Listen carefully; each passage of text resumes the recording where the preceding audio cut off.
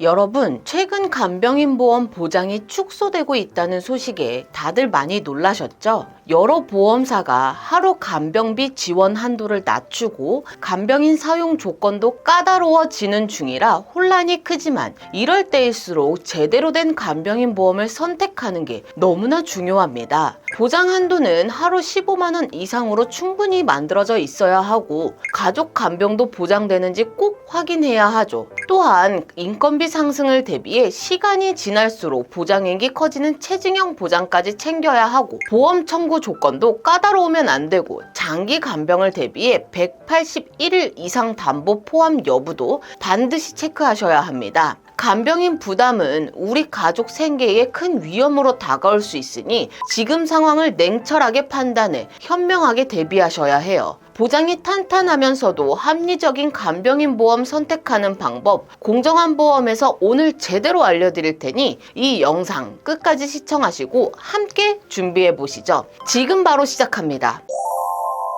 안녕하세요. 항상 여러분들을 위해 공정하고 정확하게 보험 내용을 전달해드리는 8년차 보험 전문가 여러분의 든든한 보험 친구 공정한 보험의 대표 한혜정입니다. 요즘 간병인 보험 시장 정말 하루가 다르게 변화하고 있죠. 어디서는 보장이 줄어든다 하고 또 다른 곳에서는 아니라고 해서 우리 고객님들께서 많이 혼란스러워 하시는 것 같아요. 이렇게 정보가 뒤섞이면 결국 중요한 보장을 놓치거나 불이익을 당하는 건 솔직히 우리 시청자분들일 수밖에 없다는 사실에 참 안타깝습니다. 사실 간병인 보험의 보장이 예전보다 조금 아쉬워진 것은 부인할 수 없는 사실이죠. 하지만 아무리 시대가 변해도 간병비에 대한 든든한 대비는 정말 필수적이라고 생각합니다. 그래서 오늘은 전체 간병인 보험 상품들 중에서 이번 달 기준으로 보장이 여전히 훌륭하게 유지되고 있는 상품들을 특별히 엄선해서 소개해드리면서 어떤 기준으로 상품을 선택해야 하는지 핵심적인 4가지 조건에 대해서도 자세히 알려드리려고 하니 꼭 끝까지 함께 해주시길 바랍니다. 이전에는 간병인 보험에 가입하시면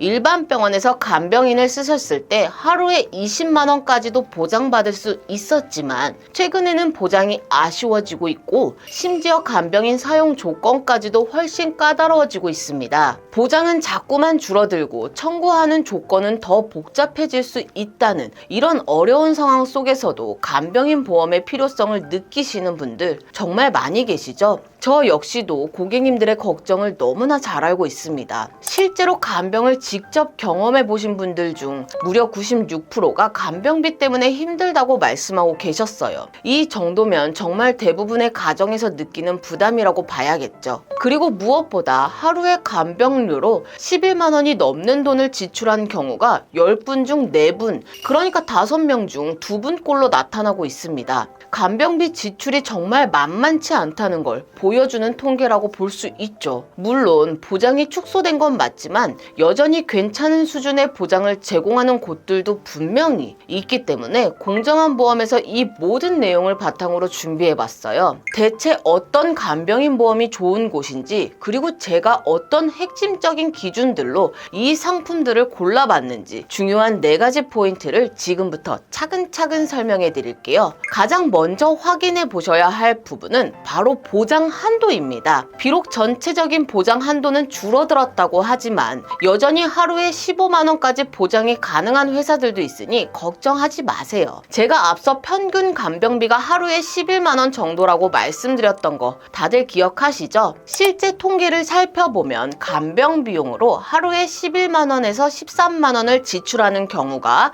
약 24%에 달했고 13만 원에서 15만 원 사이를 쓰는 경우가 14%, 그리고 15만 원 이상 사용하는 경우도 2.8%나 되는 것을 확인하실 수 있습니다. 간병인 보험에 가입하는 가장 큰 이유는 갑작스럽게 발생할 수 있는 간병비를 내 부담 없이 처리하고 경제적인 걱정을 덜어내기 위함일 거예요. 그런데 만약 하루 보장해주는 한도가 15만 원보다 적다면 실제 들어가는 비용에 대해 보장 금액이 부족하다고 느껴질 수도 있겠죠. 그래서 현재까지 가장 높은 보장 한도인 15만 원을 지급하는 회사를 우선적으로 선택해 두는 것이 좋습니다. 다음으로 중요한 2번째 기준은 바로 가족 간병이 가능한지 여부입니다. 간병인 사용 일당 특약이 가진 최대 장점 중 하나가 바로 외부 간병인이 아니라 가족 구성원이 직접 간병을 해도 보험금을 받을 수 있다는 사실이죠. 아직 어린 자녀나 연세가 많으신 부모님처럼 모르는 사람에게 간병을 맡기는 것이 영 마음에 걸리는 경우나 혹 타인에게 간호를 받는 것이 불편하게 느껴지시는 분들에게는 가족 간병이 되는지 안 되는지가 정말 중요한 판단 기준이 될 수 있습니다. 혹시 가족 간병 가능 여부에 따라 보험료 차이가 많이 난다면 좀 고민해 볼 수 있겠지만 사실 보험료 차이는 거의 없거든요. 그러니 당연히 보장 조건이 더 좋은 가족 간병이 가능한 보험사를 선택하시는 것이 훨씬 유리하겠죠. 굳이 보장 범위가 좁은 쪽을 선택할 필요는 없으니까요. 가족 간병 시 보장이 가능한지 여부는 해당 보험 약관을 자세히 살펴보시면 되는데 대부분의 약관에서는 간병인을 유상으로 간병 서비스를 제공하고 이 대가를 지급받는 자로 정의하고 있습니다. 이는 의료기관에 소속되어서 급여를 받거나 사업자 등록 업체에서 비용을 받고 있는 서비스를 제공한 경우를 의미하죠. 이 말은 곧 특별한 자격증을 갖춘 전문 간병인이 아니더라도 기준에만 부합한다면 가족분도 간병인 보험 보장 대상에 포함될 수 있다는 의미예요. 예를 들어 간병인 자격증이 없으신 가족분 중 한 분이 케어네이션과 같은 간병 매칭 어플에 간병인으로 등록하시고 간병이 필요한 분이 해당 어플에 공고를 올린 뒤 그 가족분이 지원하여 공식적으로 간병 계약을 체결하는 방법을 활용할 수 있습니다. 이렇게 가족을 간병인으로 고용해 서비스를 받으시고 그에 해당하는 비용을 업체에 지불하시면 정식 영수증을 받을 수 있는데요. 이 영수증을 가지고 보험사에 청구하시면 보험금을 지급받을 수 있는 구조인 거죠. 이때 간병을 하신 가족분은 케어네이션을 통해 인건비를 지급받으시니 사실상 간병비를 직접 지출하지 않고도 가족 간병을 활용할 수 있는 효과를 보게 됩니다. 물론 일부 보험사 약관에는 상시 가족 간병 불가라고 명확히 기재된 상품들도 있으니 이런 상품은 꼭 피하시는 게 좋겠죠. 가족이 간병을 하면서도 보험 보장을 받을 수 있는 상품으로 신중하게 선택해 주셔야 합니다. 다만 가족 간병에 대한 보험금을 청구하기 위해서는 때에 따라 추가 서류 제출을 요청받을 수 있는데 요청될 수 있는 추가 서류는 주로 간병인 사용 계약서, 근무 일지, 그리고 간호 기록 등인데요. 이러한 서류들만 잘 준비해 두신다면 가족 한 분이 간병을 직접 하셨을 때도 보험 보장받는 데는 크게 문제될 것이 전혀 없습니다. 물론 이런 서류 준비 과정이 다소 번거롭거나 어렵게 느껴질 수는 있죠. 하지만 사실 이러한 서류 준비는 보험 담당 설계사가 세심하게 모두 도와드리는 부분이기 때문에 고객님들께서 크게 걱정하실 일은 없으실 거예요. 세 번째로 강조드리고 싶은 기준은 바로 체증형 여부입니다. 간병인 사용 일당은 고객님께서 직접 간병인을 사용하고 그 비용을 지불하신 후에 영수증을 첨부하여 청구하는 방식이에요. 즉, 이 보장이 되는 기준은 결국 인건비인 것이죠. 그런데 현재의 인건비가 10년 후, 20년 후에도 과연 동일하게 유지될 것이라고 장담할 수는 없을 겁니다. 실제로 한 통계를 보면 2014년에는 4,500원대였던 짜장면 한 그릇 가격이 불과 10년 만에 7,423원까지 올랐습니다. 지금 배달 어플을 들어가서 한번 살펴보면 아시겠지만 이제 평균 10,000원이 훌쩍 넘는 짜장면도 손쉽게 찾아볼 수 있죠. 간병비 역시 이처럼 오르지 않으리란 법은 없을 거예요. 인건비도 마찬가지입니다. 2014년에는 시간당 5,210원이었던 최저임금이 2025년에는 1030원으로 인상되었죠. 물가도 오르고 이에 발맞춰 인건비도 계속 오르고 있으니 직원으로부터 10년, 20년 뒤에는 그 인건비가 훨씬 더 높아질 수 있다는 건 자명한 사실일 거예요. 이렇게 보면 지금 가입하는 간병인 보험의 15만원 보장 한도가 시간이 지남에 따라 부족해질 수 있다는 사실을 자연스럽게 예측해 볼 수 있습니다.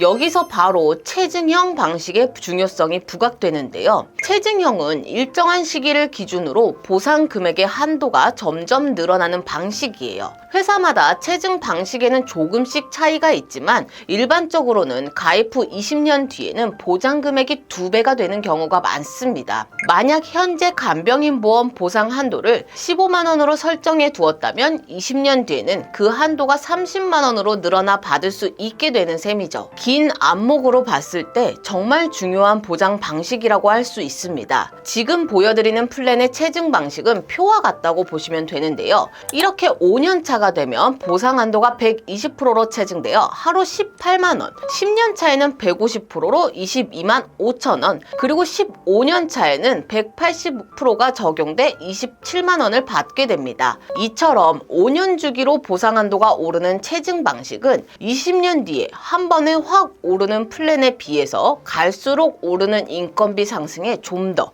효율적으로 대비할 수 있다는 장점이 있겠죠. 결국에는 현재 가입 한도가 15만 원으로 가장 높으면서 장기적으로 20년 뒤에 2배까지 되는 체증형 구조로 준비하셔야 미래 간병비까지 넉넉하게 대비하실 수 있다고 말씀드릴 수 있겠습니다. 물론 연세가 많으셔서 굳이 20년 뒤에 물가 상승까지 대비하실 필요가 없는 고령의 고객님들께는 기본형으로 준비하셔도 충분하다고 말씀드리고 있고요. 하지만 비교적 나이가 젊으시고 앞으로 나이가 들었을 때를 미리 대비해 두셔야 하는 40대 이하 고객님들 분께는 이 체증형 상품을 정말 강력하게 추천드리고 있습니다. 아무래도 나이가 어리시니까 보험료도 비교적 저렴하게 준비하실 수 있고요. 네 번째로 확인하실 부분은 바로 청구 조건입니다. 아무리 좋은 보험이라고 해도 막상 보험금을 청구하려는데 과정이 까다롭거나 지급받기 어렵다면 좋은 보험이라고 말하기 어렵겠죠. 현재 실제로 적용된 내용은 아니지만 관련 이야기가 계속 들려오고 있어서 간단하게만 짚어드리려고 합니다. 일부에서는 간병인을 사용할 수 있는 조건을 보험사에서 직접 정하겠다는 이야기가 나오고 있어요. 이게 무슨 말이냐면 정말 이 사람이 간병인이 필요한 정도로 힘든 상태가 맞냐? 라는 것을 확인하겠다는 거죠. 예를 들어 중대한 질환으로 진단받았거나 특정 수술을 받았거나 아니면 상해 분류표에 준하는 심각한 사고를 원인으로 하고 있을 때에만 간병인 사용 시 보장하겠다는 식이에요. 거동이 불편하지 않고 혼자 화장실을 왔다 갔다 할 수 있을 정도라면 아무리 약관상 간병인의 정의에 부합한다 하더라도 보장하지 않겠다는 의미로 해석될 수 있겠죠. 쉽게 말해 정말 간병인이 꼭 필요한 상황이 아니라면 보험금을 지급하지 않겠다는 겁니다. 만약 청구 조건이 실제로 이렇게 확정되게 된다면 많은 분들이 실제로 간병인을 사용하고도 보험금을 받지 못해 부지급 분쟁 이슈가 많아질 수 있을 것 같아요. 다시 한번 강조드리지만 이 내용은 아직 확정된 것은 전혀 없습니다. 하지만 이런 움직임이 있다는 것만 알아두시면 좋을 것 같습니다. 다만 과거에 이런 사례는 있었어요. 백내장 수술 때문에 하루 입원하신 분이 간병인을 사용했는데 이 백내장 수술 같은 경우에는 경증 수술이다 보니 사실 간병인이 필요 없다는 보험사 측의 의견으로 간병인 보험금 지급이 거절된 사례가 있거든요.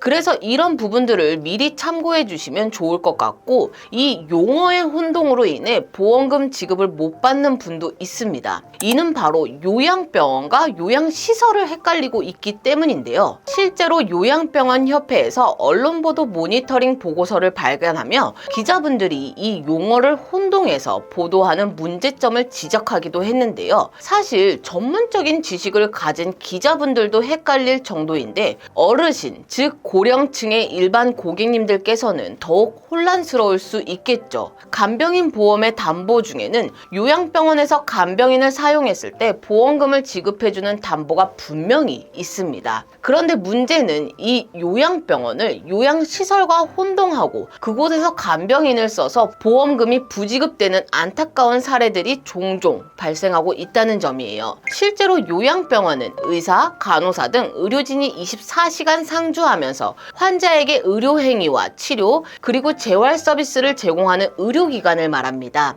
반면에 요양시설은 우리가 흔히 요양원이라고 부르는 곳으로 의학적 치료보다는 주로 장기 요양 등급을 받으신 어르신들의 생활 지원, 돌봄, 그리고 일상생활 편의를 돕는 복지시설이라고 할 수 있죠. 요양시설에 대한 보장은 주로 재가급여 보험을 통해서는 가능하지만 아쉽게도 지금 말씀드리는 간병인 보험으로는 보장이 불가능합니다. 이처럼 용어를 혼동해서 보험금 지급을 받지 못하는 경우는 사실 가입 전에 충분한 설명이 부족했기 때문인 것 같아요. 보험 비전문가인 고객님 입장에서는 이런 세세한 용어 차이까지 깊이 이해하기가 쉽지 않을 수 있거든요. 그래서 저는 이런 부분들을 우리 설계사 분들께서 고객님들이 당연히 알고 계실 것이라고 생각하지 마시고 가입 전에 꼭 세세하고 명확하게 미리 안내해드려야 하는 중요한 부분이라고 생각합니다. 자, 다음으로 중요한 5번째 기준은 바로 181일 이상 보장 유무입니다. 간병인 보험에서는 면책기간이라는 것이 있는데요. 이 면책기간이란 보험회사에서 보장을 해주지 않는 일정한 기간을 말해요. 간병인 보험에서 보장이 이루어지는 기준을 살펴보면 일반적으로 한 질병이나 사고로 인한 입원 시 최초 간병인 사용일로부터 180일까지만 보장이 되는데요. 이게 무슨 뜻이냐면 최초 입원에서 처음으로 간병인을 사용하기 시작한 날부터 180일까지는 보험금으로 보장이 가능하지만 만약 입원 기간이 길어져서 181일차가 된다면 그때부터 360일까지는 간병인을 사용하셔도 보험금을 보장받으실 수 없다는 이야기입니다. 만약 이 181일차부터의 구간까지도 넉넉하게 보장받으시려면 최근에 새롭게 출시된 181일 이상 담보를 함께 구성해 주셔야 해요. 이 특약을 추가하게 되면 1일부터 180일까지의 기본적인 보장은 물론이고 기존에는 면책기간으로 인해 보장을 받지 못했던 181일차의 시기에도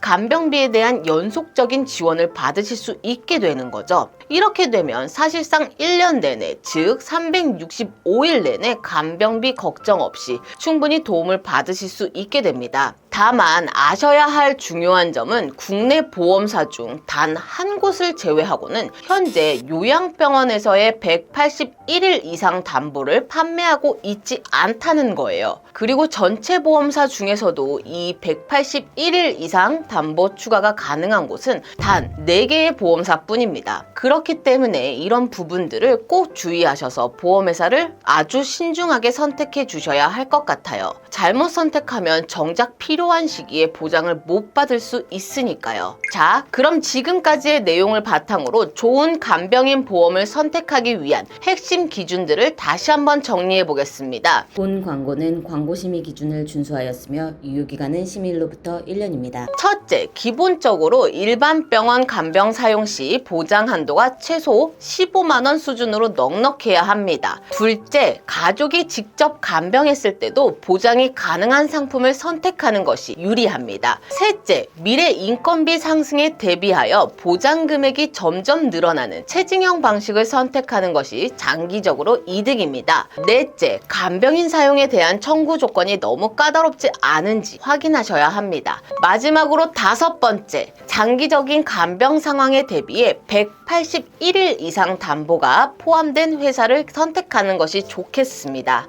이제 구체적으로 20년 납입의 90세 만기 비갱신형 플랜으로 40세 남녀 기준으로 보험료를 비교해 볼 건데요. 앞서 말씀드렸던 것처럼 보장 한도는 일반 병원 간병인 사용 시 15만원, 요양병원 5만원, 그리고 간호간병 통합 서비스는 7만원으로 최대 수준을 갖추고 있습니다. 여기에 가족 간병이 가능한 점이나 20년 뒤에는 보장 금액이 2배로 체증되는 구조도 두 회사 모두 동일하죠. 하지만 A사는 B사에 비해 체증 방식이 조금 더 촘촘하게 적용된다는 특징이 있고 또 B사의 경우 간호간병 통합 서비스에는 아쉽게도 체증형이 적용되지 않다는 점도 기억해 두셔야 해요. 그리고 181일 이상 특약은 A사, B사 모두 추가가 가능합니다. 이러한 조건들을 바탕으로 40세 기준으로 보험료를 비교해 봤을 때 A사는 남성이 31,360 3,306원, 여성이 34,266원으로 A사의 경우 여성이 조금 더 비싼 편이고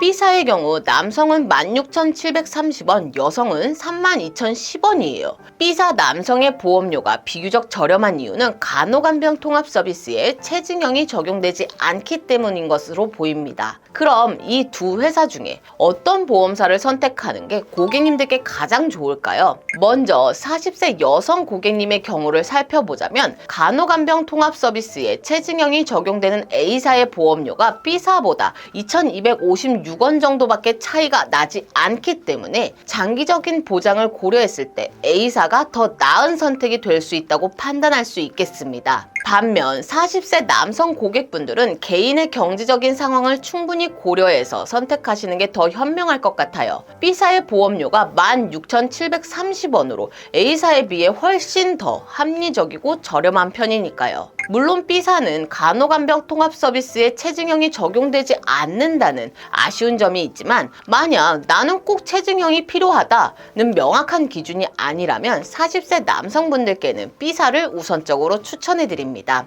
간단하게 요약하자면 여성분들은 A사를 선택하시는 게 좀 더 좋은 선택이 될 수 있고 남성분들은 B사를 추천드리지만 만약 체증형 보장을 특히 중요하게 생각하신다면 남성분들도 A사를 충분히 고려해 볼 만하다 이렇게 말씀드릴 수 있을 것 같습니다. 지금까지 이번 달 기준으로 보장이 가장 좋은 간병인 보험을 소개해드렸는데요. 최근 악재가 계속 쏟아지고 있는 간병인 보험이지만 제도가 개선되지 않는 한 사실 실손보험이나 건강보험으로는 간병비 지원이 불가능하다는 점을 꼭 기억해 두시면 좋겠습니다. 간병비는 자칫하면 우리 가족의 생계에까지 엄청난 부담으로 다가올 수 있는 큰 리스크죠. 준비가 되어 있지 않은 간병인 사용은 정말 엄청난 비용 부담으로 다가올 수 있기 때문에 미리 꼭 대비해 주셔야 합니다. 어떤 보험이든 내 경제적인 여건 안에서 꾸준히 유지할 수 있을 만큼만 준비하시는 것이 제일 중요해요. 당장 경제적 상황이 어렵다면 무리해서 가입하기보다는 충분히 고민하시라고 꼭 말씀드리고 싶습니다. 정확하게 제대로 된 비교 분석을 통해서 준비하시는 것이 중요해요. 특히 보험사마다 조건이 조금씩 다르기 때문에 잘못 준비했다가는 또 다른 낭패를 보실 수도 있거든요. 그리고 최근 가장 최신의 개정된 내용을 바탕으로 고객님의 나이, 성별, 그리고 상황에 딱 맞는 최적의 간병인 보험을 찾는 데에는 어느 정도의 시간과 노력이 반드시 필요할 겁니다. 혹시 간병인 보험에 대해 더 궁금하시거나 고객님에게 꼭 맞는 맞춤 설계를 받아보고 싶으시다면 언제든지 문자나 카카오톡 또는 우측 상단 연락처로 편하게 남겨주세요. 공정한 보험이 고객님들의 옆에서 꼼꼼하게 도와드리겠습니다. 이번 영상은 여기까지입니다. 저희 공정한 보험에서는 불필요한 보험에 대한 부담은 줄이고 최소한의 보험으로 최대의 든든함을 느끼실 수 있도록 30여 개 이상의 생명보험, 손해보험, 여러 회사들을 객관적인 통계 자료를 통해 분석해서 한 분 한 분 상황에 맞춘 설계 및 약관 분석을 통해 고객님들께 최상의 도움을 드리고 있고 현재 고객님들께서 가지고 있는 보험에 대한 조언 및 전반적인 관리까지도 무료로 해드리고 있으니 언제든지 편하게 연락 주시기 바라겠습니다. 오늘 내용 도움되셨다면 구독, 좋아요, 알림 설정, 공유 한 번씩 부탁드릴게요.